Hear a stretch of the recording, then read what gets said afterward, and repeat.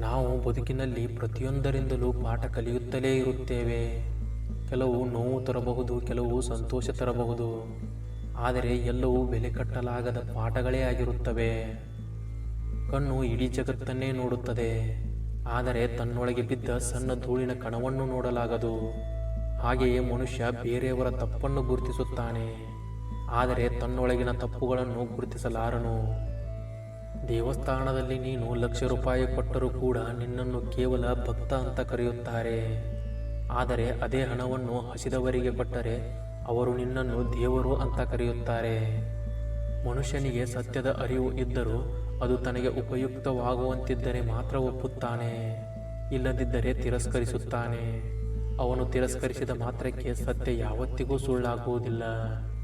ಮರಣದ ಬಳಿಕ ಬಿದ್ದು ಬಿದ್ದು ಅಳುವವರು ನಮ್ಮವರೇ, ಅದೇ ಬದುಕಿರುವಾಗ ಮಾತಿನಲ್ಲಿ ಚುಚ್ಚಿ ಚುಚ್ಚಿ ಕೊಲ್ಲುವವರು ನಮ್ಮವರೇ.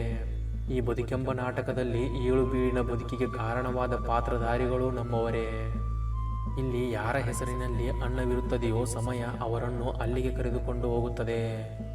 ಯಾರೋ ಕೊಟ್ಟಿದ್ದನ್ನು ತಿನ್ನುವುದಿಲ್ಲ, ತನ್ನ ಅದೃಷ್ಟದಲ್ಲಿ ಇದ್ದದ್ದನ್ನೇ ತಿನ್ನುತ್ತಾನೆ. ಜೀವನದಲ್ಲಿ ಯಾರನ್ನೂ ಹಗುರವಾಗಿ ಪರಿಗಣಿಸಬೇಡಿ, ಎಲ್ಲರನ್ನೂ ಗೌರವದಿಂದ ಪ್ರೀತಿಯಿಂದ ಕಾಣಿರಿ. ಇಲ್ಲದಿದ್ದರೆ ನಿಮಗೆ ಎಚ್ಚರವಾದಾಗ ತಿಳಿಯುತ್ತದೆ, ಕಲ್ಲುಗಳನ್ನು ಹೆಕ್ಕುವ ಭರದಲ್ಲಿ ನಾನು ವಜ್ರವನ್ನೇ ಕಳೆದುಕೊಂಡೆ ಎಂದು. ಇನ್ನೊಬ್ಬರ ನೆಮ್ಮದಿಗೆ ಬೆಂಕಿ ಹಚ್ಚಿ ತಾನು ಖುಷಿಯಾಗಿ ಇರುತ್ತೀನಿ ಎನ್ನುವುದು ಶತಮೂರ್ಖತನ. ಇಲ್ಲಿ ಯಾರ ಕಣ್ಣು ತಪ್ಪಿಸಿಯಾದರೂ ಬದುಕಬಹುದು, ಆದರೆ ಮೇಲಿರುವ ಭಗವಂತನ ಕಣ್ಣಿನಿಂದ ತಪ್ಪಿಸಿಕೊಳ್ಳಲು ಯಾರಿಗೂ ಸಾಧ್ಯವಿಲ್ಲ. ಕಾಲ ಕೆಳಗಿರುವ ಧೂಳನ್ನು ಕೇವಲವಾಗಿ ನೋಡಬೇಡಿ, ಕಣ್ಣಲ್ಲಿ ಬಿದ್ದಾಗಲೇ ಗೊತ್ತಾಗೋದು ಧೂಳಿನ ಬೆಲೆ. ಹಾಗೆಯೇ ಯಾರನ್ನು ಕೇವಲವಾಗಿ ಕೀಳಾಗಿ ನೋಡಬೇಡಿ, ಏಕೆಂದರೆ ಎಲ್ಲರಿಗೂ ಒಂದು ಗೌರವ ಬೆಲೆ ಇದ್ದೇ ಇರುತ್ತದೆ. ಅದು ಗೊತ್ತಾಗುವುದು ಸಮಯ ಬಂದಾಗ. ನಮಗೆ ಬೆಲೆ ಇಲ್ಲದ ಮನೆಗೆ ಕೋಟಿ ಕೋಟಿ ಹಣವಿದ್ದರೂ ಹೋಗಬಾರದು. ನಮಗೆ ಬೆಲೆ ಕೊಡುವ ಮನೆ ಗುಡಿಸಲು ಆದರೂ ಸಹ ಹೋಗಬೇಕು. ಕೇವಲ ಸಾಮಾನ್ಯ ಜನರು ಮಾತ್ರ ಅಸಾಮಾನ್ಯ ಕೆಲಸ ಮಾಡಬಲ್ಲರು.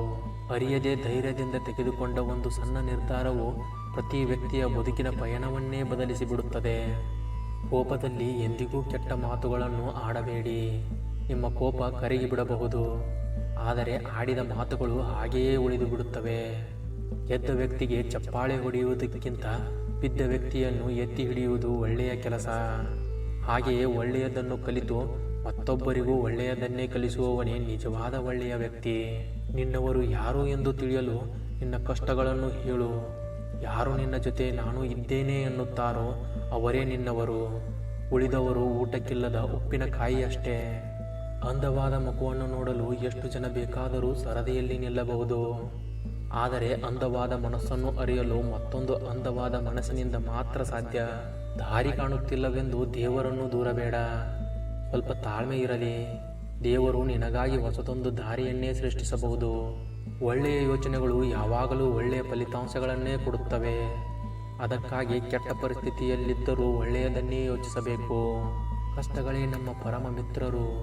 ಕಷ್ಟಗಳನ್ನು ಎದುರಿಸುವುದನ್ನು ಕಲಿತವರು ಎಂದಿಗೂ ಯಾರಿಗೂ ಹೆದರುವುದೂ ಇಲ್ಲ ಮತ್ತು ಸೋಲುವುದೂ ಇಲ್ಲ.